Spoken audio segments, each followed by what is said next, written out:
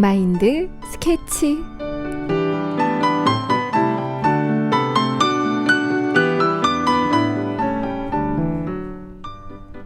모래 위에 쌓은 성은 아무리 높고 멋져도 작은 파도에 쉽게 무너져 버리고 맙니다. 성공이나 재물, 권력, 행복 또한 오랜 시간 공들여 쌓았다고 해도 자그만 파도에 금세 무너져 흔적도 없이 사라지는 모래성 같습니다. 무너지지 않는 견고한 성은 보이지 않는 내면에 있으니까요. 무너지지 않는 행복의 성, 마인드 스케치와 함께 쌓아보시죠. 안녕하세요. 마인드 스케치 이승희입니다.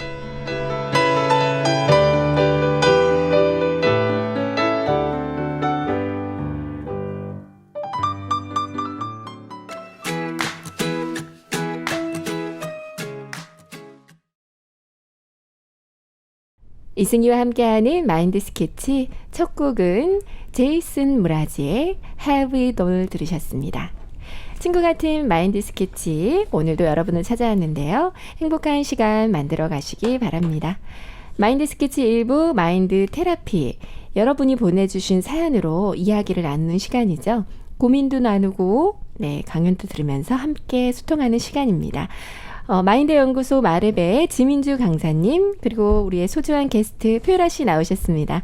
안녕하세요. 네, 안녕하세요. 두 분 어서 오세요. 네, 반갑습니다. 네, 반갑습니다. 날씨가 너무 덥죠? 네, 더워요. 또 습해요, 또. 네. 네. 유라 씨는 저번 주에 캠프를 다녀오셨다고 하셨어요. 네. 어떤 캠프였나요?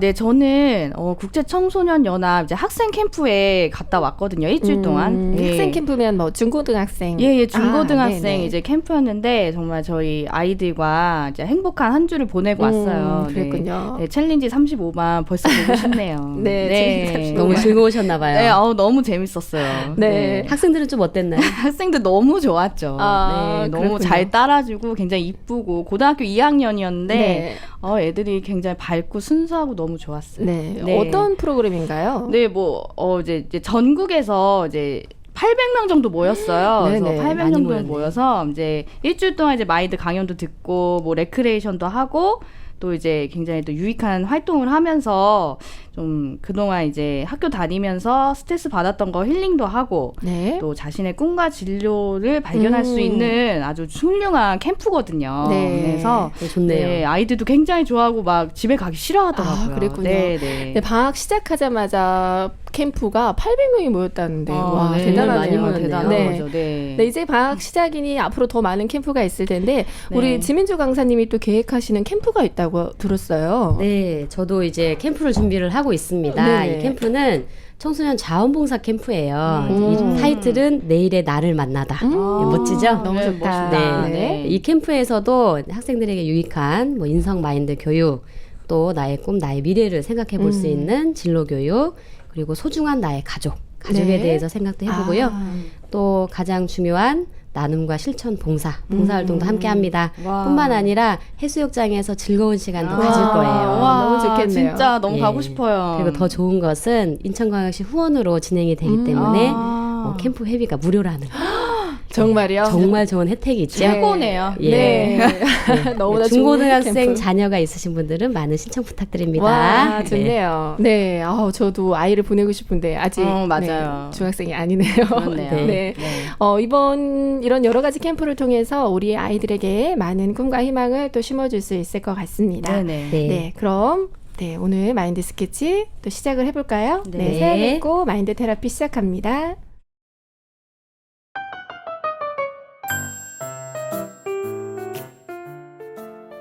안녕하세요. 친구가 요즘 너무 힘들어해서 고민하다가 사연을 보냅니다.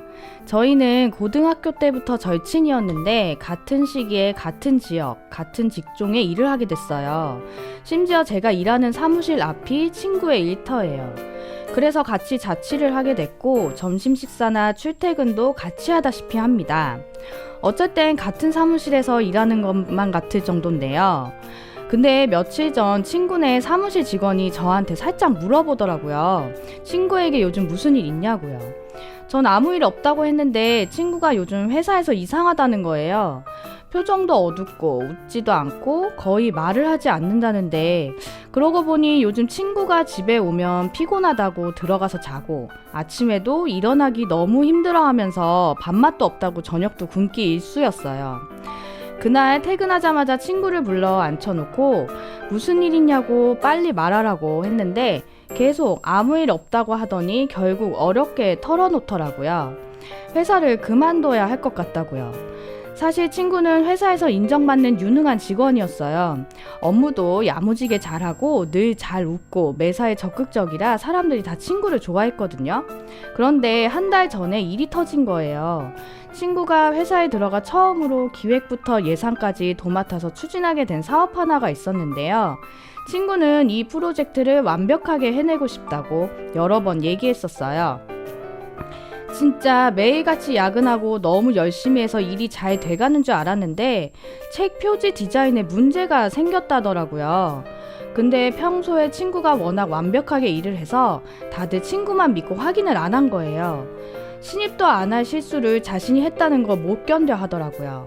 심지어 회사가 그 피해를 다 떠안게 돼서 친구가 더 힘들어합니다. 다행히 회사에서는 친구에게 큰 질책은 하지 않았는데 친구는 마음을 잡지 못하네요. 다른 사람들이 잘난 척 하더니 꼴 좋다고 손가락질 하는 것 같아서 직원들이랑 눈 마주치기도 무섭다고 회사를 그만두겠대요. 누구나 실수할 수 있다고 괜찮다고 완벽할 필요 없다고 아무리 다독여도 친구가 예전 같지 않아요. 절친이라고 생각했던 제가 아무 도움이 안 되니 너무 답답합니다. 어떻게 해야 할까요? 네, 이런 친구들이 있어요. 네. 평소에 일을 워낙 잘해서 실수 한 번 하면 굉장히 괴로워하더라고요. 그쵸. 네, 일할 때 실수 없이 잘하고 싶은 마음은 누구에게나 있는데 사실 모든 일에 완벽할 수는 없잖아요. 그쵸. 근데 처음 자기가 맡은 프로젝트라서 더 힘들어하는 것 그럴 같아요. 것 같아요. 네, 앞으로 더 큰 일을 해나가야 하는데 얼른 멘탈, 마인드 회복이 필요해 보입니다. 네. 이 위기를 잘 넘기셨으면 좋겠어요. 강사님 도와주세요. 네, 내가 맡은 일을 완벽하게 잘하고 싶은 마음은 누구나 가지고 있습니다. 네.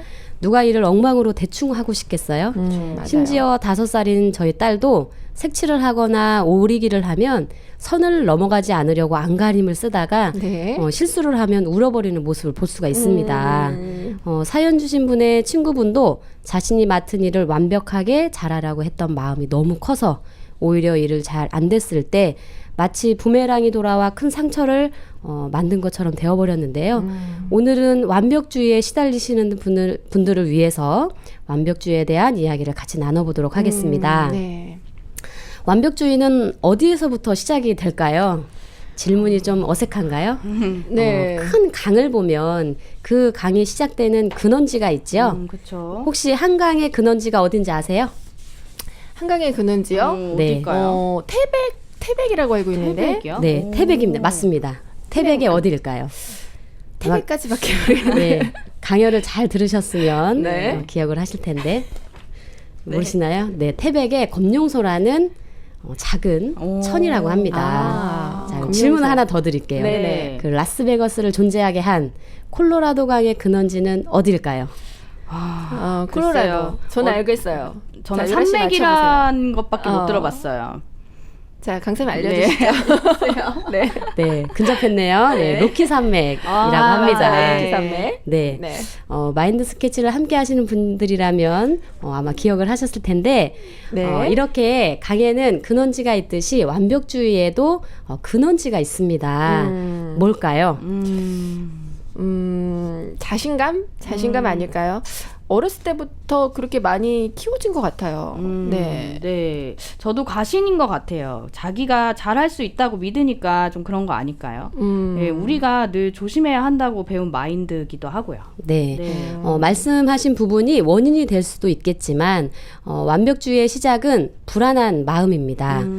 불안한 마음이요? 네, 이 불안한 마음이야말로 완벽주의의 핵심적인 심리라고 할 수 있는데요. 한마디로 불안하기 때문에 완벽주의에 시달린다는 것입니다. 그러나 주변 사람들은 완벽주의자들의 이런 불안을 잘 느끼지 못해요. 왜냐하면 겉으로 보기에는 일에 열중하고 네. 보통은 좋은 성과를 내기 때문에 이런 사람들이 불안해한다라는 것을 잘 못 느낍니다.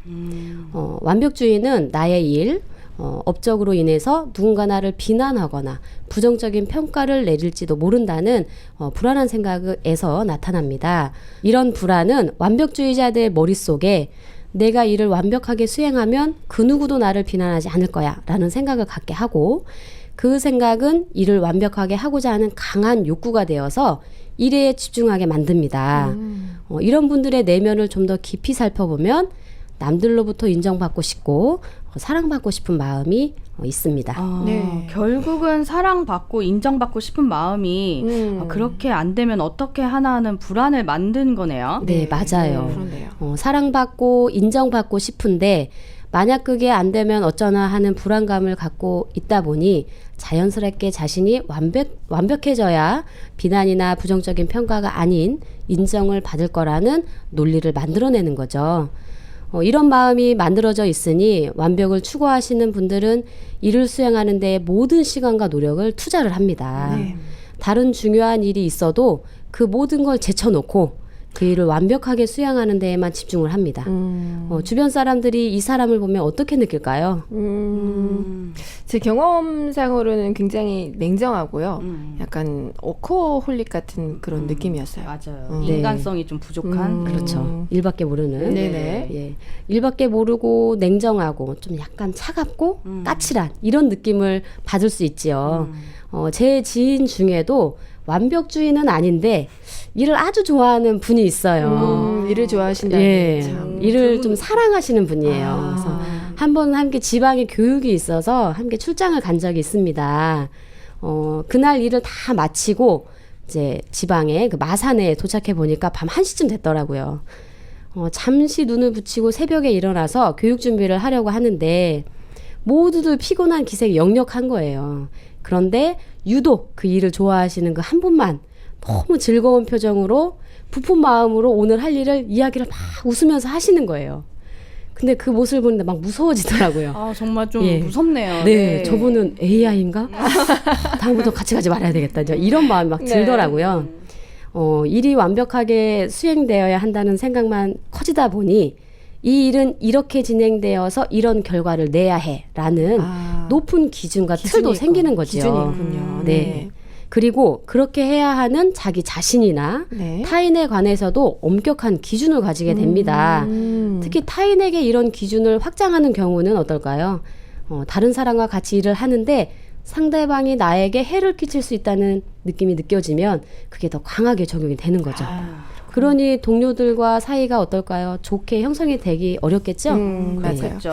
저도 약간 그런 경험이 있어요. 예전에 함께 일하셨던 분 중에 아주 꼼꼼하고 약간 까칠한 분이 좀 계셨거든요. 네. 근데 저는 좀 반대예요. 털털하고 실수가 많으니까 저를 항상 못마땅해 하는 것 같고 막 이렇게 하라고 지시를 많이 했는데 나중엔 좀 무시받는 것 같아서 좀 상처를 받았거든요. 네. 그럴 수 있어요. 그분 기준에 제가 맞지 않아서 그런 것 같은데, 그런 분과는 좀 관계가 좋게 형성되긴 좀 어려운 것 같아요. 그렇죠. 사실 본인도 도달하기 어려운 높은 기준에 주변 사람이 맞는 건 더 어렵지요. 그런데 이런 높은 기준을 갖고 있다 보니 완벽주의자들은 어떤 일을 완벽하게 해낼 수 없다는 생각이 들면 아예 시작도 안 하려고 합니다. 제대로 못할 바에는 아예 포기하는 게 낫다. 이런 생각을 하시는 거죠. 네.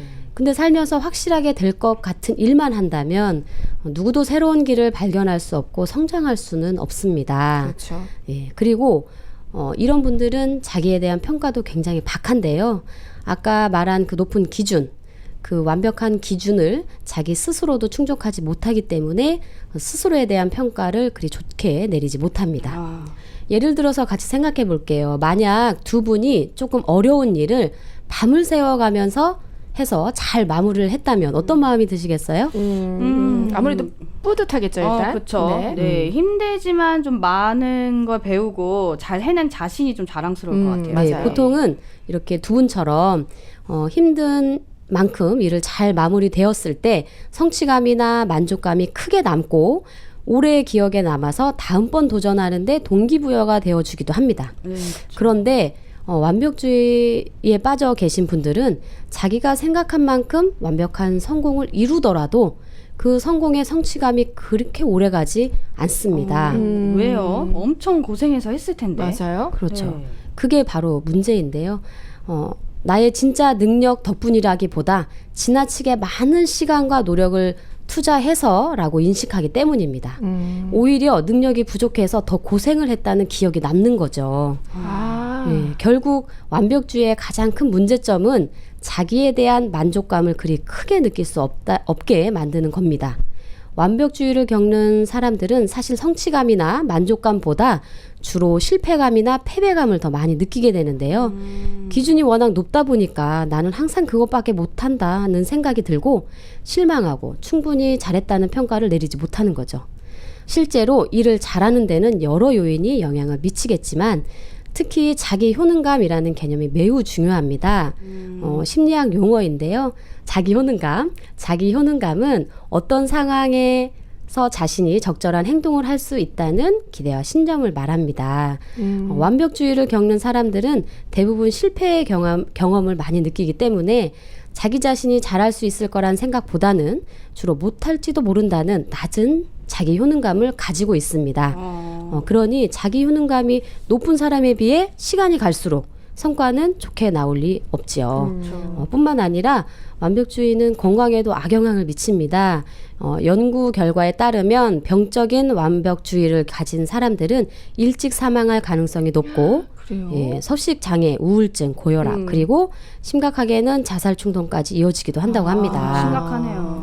그동안 완벽주의는 일을 잘하려는 그 의욕이라고 생각했는데 굉장히 안 좋은 점이 많네요. 그러게요. 네.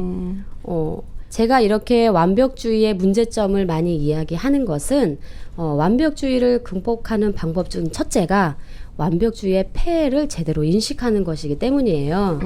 이 완벽주의를 장기적으로 방치할 경우 인생을 늘 만족스럽지 않은 상태로 살게 됩니다. 그러므로 문제의 심각성을 정확하게 인식하는 게 아주 중요해요. 그래야 해결해야 됐다는 의지가 생기겠죠. 완벽주의는 나쁘구나, 좀 지양해야 되겠어. 하지만 이 정도로는 완벽주의를 벗어날 수 없습니다. 완벽주의가 진짜 나를 힘들게 만들고 또 우울하게 만들고 내가 별로 능력이 없는 사람처럼 느끼게 만드는구나 라고 분명하게 인식을 할 필요가 있고요. 그리고 근본적인 생각의 전환이 필요합니다. 위에 말씀드린 것처럼 완벽주의는 인정받지 못하고 사랑받지 못할 것 같은 불안감에서 시작이 되기 때문에 마음의 전환이 필요한데요. 사람의 본질 그리고 삶에 피할 수 없는 부분이 있다는 것을 인정할 줄 아는 마음을 가져야만 합니다. 사람은 날 때부터 혼자 살 수 없도록 만들어졌죠. 그래서 가정 안에서 또 사회 안에서 사람들과 함께 살아가도록 되어 있습니다. 절전지훈이라는 말 아시죠? 예, 사람은 혼자 완벽하게 살 수 없고 네. 또 불완전한 개인이 모여서 완전한 모습으로 함께 살아가도록 만들어진 존재입니다. 때로는 무시도 있고 비난도 있지만 관계 속에서 얻어지는 것들이 그것만 있는 건 아니죠. 네네. 굉장히 좋은 것들이 많은데요. 사람이 행복감을 느끼는 것도 인간관계 속에서 이루어진다고 하지요. 그러니 관점을 어디에 두느냐가 중요합니다.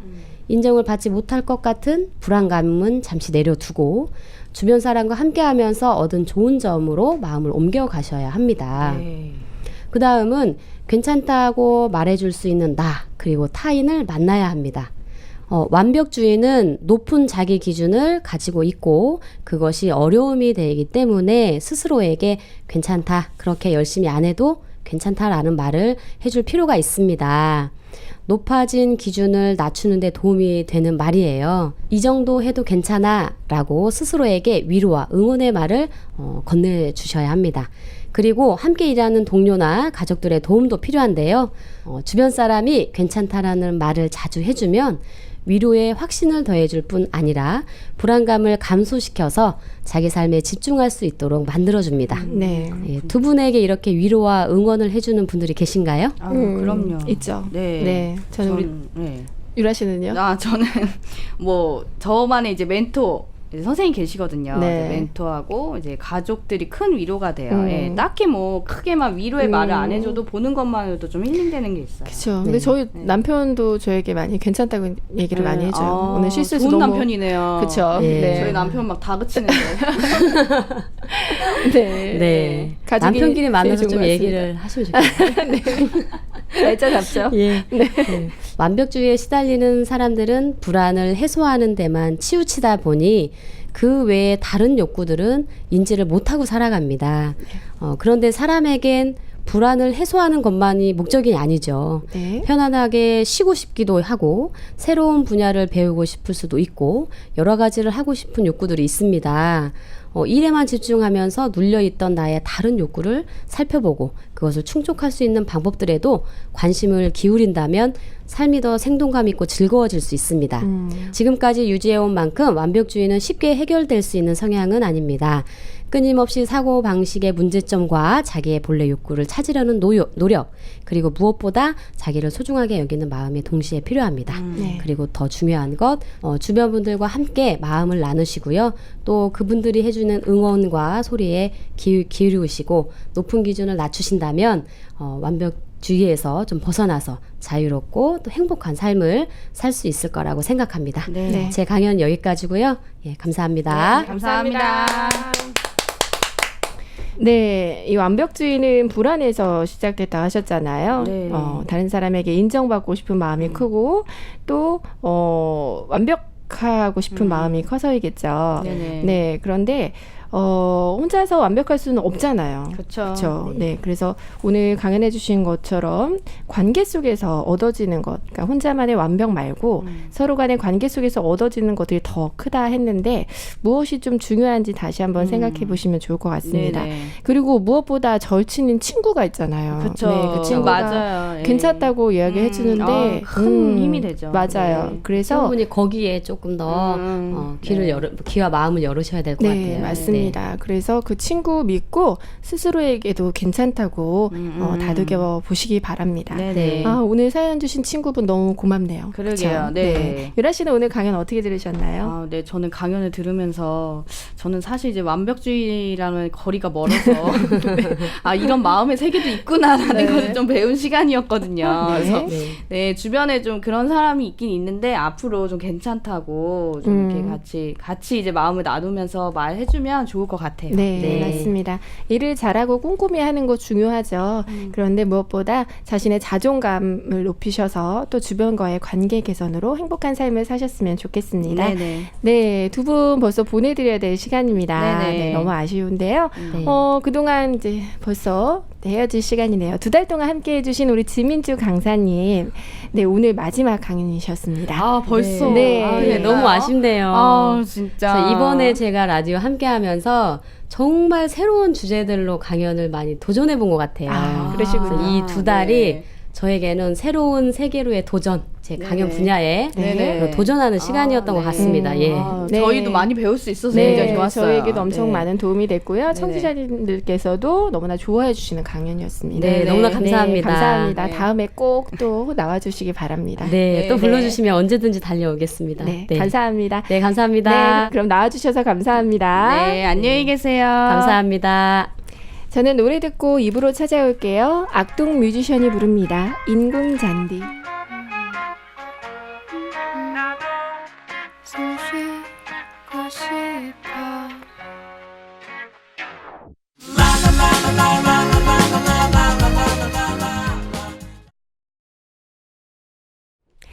이승희의 마인드 스케치 2부. 꿈을 꾸는 사람들. 성공하려면 내면으로부터 다시 변화하라. 작가 스티븐 코비가 한 말입니다. 그는 성공의 조건을 내면에서, 즉 마인드에서 찾고 있는데요. 성공한 사람들이 가진 그들만의 특별한 마인드를 소개하는 꿈을 꾸는 사람들. 오늘의 주인공은 누구일까요?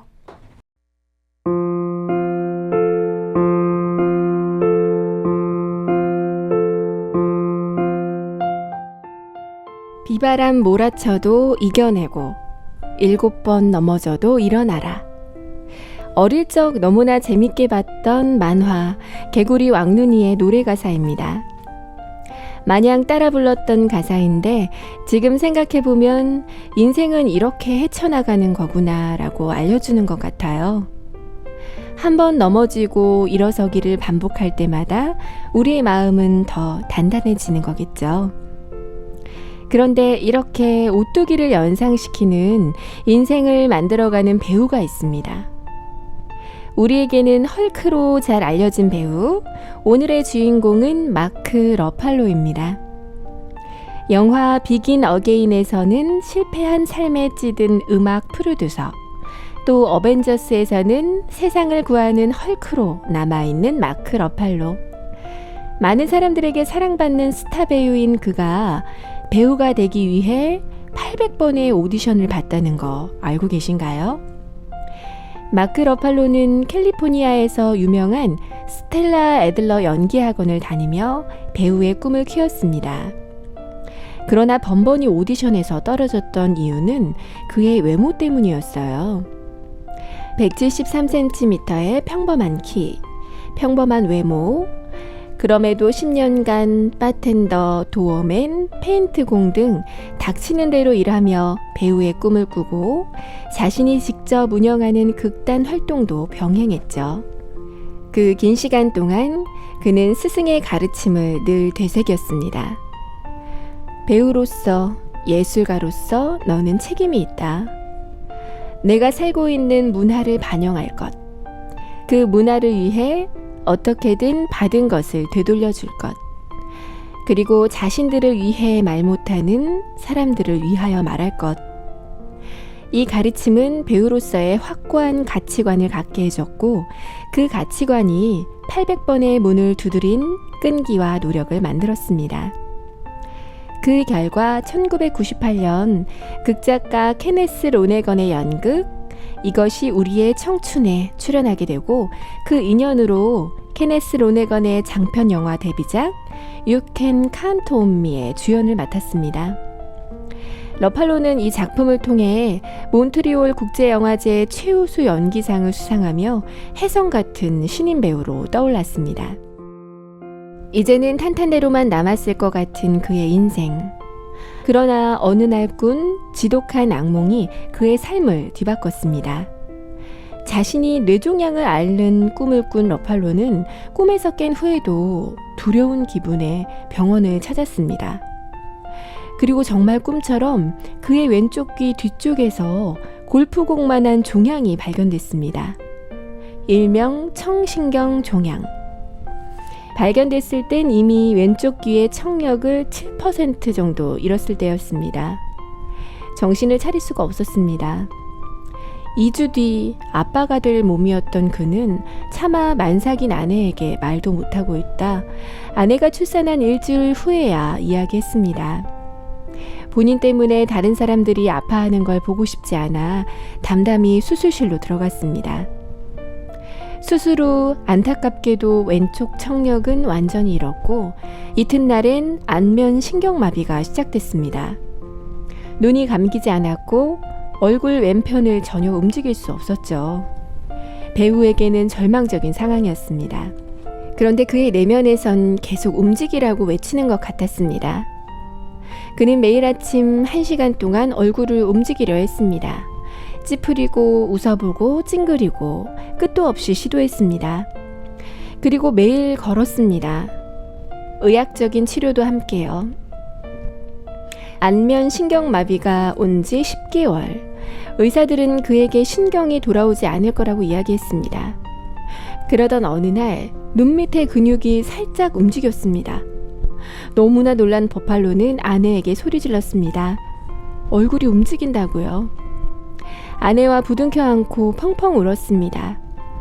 그 후 서서히 그의 얼굴이 돌아오기 시작했습니다. 1년도 채 되지 않았지만 견디기 힘든 시간이었습니다. 그 모든 어려움을 견디게 해준 것은 그의 아내 선라이즈 코이근이었습니다. 뇌종양으로 부부의 사랑은 더 단단해졌습니다. 그는 말합니다. 이런 고난과 역경을 겪게 되면 내 안에 있는지 몰랐던 것들을 발견하게 되죠. 그래서 그런지 정말 희한하게도 제게 뇌종양은 시간이 흐르면 흐를수록 전화위복 같았습니다. 그 말대로 끝났다고만 생각했던 그의 배우 생활이 다시 꽃을 피우기 시작했습니다. 수많은 작품의 주연과 조연을 마다하지 않던 그는 카멜레온 같은 배우로 자리 잡았습니다. 그러다 찾아온 또 한 번의 시련. 뇌종양과는 비교될 수 없는 큰 고통이 찾아왔습니다. 헤어스타일리스트로 이름을 날리던 그의 남동생이 머리에 총상을 입고 사망하고 맙니다. 충격에 휩싸인 러팔로는 배우 생활을 마감할까 고민했습니다. 그때 그의 아내는 오히려 에브리바디 올라잇이라는 작품에 참여하기를 권했습니다. 극중 그가 맡은 배역 폴은 죽은 남동생을 염두에 두고 연기한 거였어요. 이 작품은 그에게 동생을 더 생각하고 동생에게 고맙다고 말할 수 있는 시간이 됐습니다. 그리고 생애 첫 아카데미 조연상 후보라는 타이틀을 거머쥐게 된 작품이었죠. 지금은 새 아이의 아빠가 된 버팔로는 자신의 아이들을 위해 그리고 자손들의 아이들을 위해 환경보호 운동에 열정적으로 뛰어들었습니다. 슈퍼히어로 헐크보다 더 영웅 같은 그의 인생. 어떠한 시련에도 굴하지 않고 꾸준히 자기 자신을 발전시키는 마크 버팔로. 실패해도 좌절하지 않는 의지와 끈기는 오늘을 살아가는 우리에게 꼭 필요한 것입니다.